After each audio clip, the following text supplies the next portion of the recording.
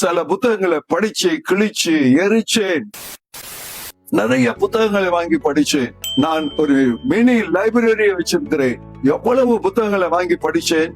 சில புத்தகங்களை படிச்சு கிழிச்சு எரிச்சேன். ஏன்னா குப்பைங்க படிச்சதுனாலதான் குப்பைன்னு தெரிய வந்தது. இந்த மாதிரி எல்லாம் போராடி கொண்டிருக்கிற காலகட்டத்தில தான் ஒரு பெண் மூலியமாக எனக்கு ஒரு புத்தகம் ஒன்று கொடுக்கப்பட்டது. அது ஆங்கில புத்தகம்.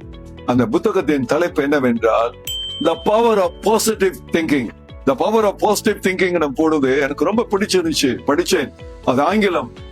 அப்பப்ப டிக்ஷனரி எடுத்து தேடுவேன்.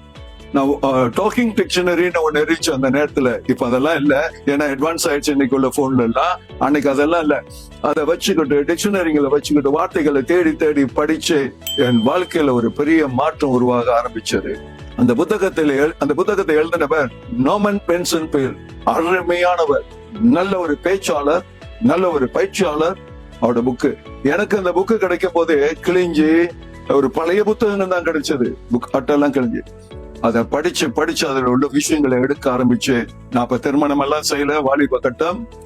அப்ப என் வாழ்க்கையில நான் முடிவெடுத்தேன், எண்ணத்தை எப்படி பயன்படுத்தி வாழ்க்கையில முன்னுக்கு வருகிறது என்று.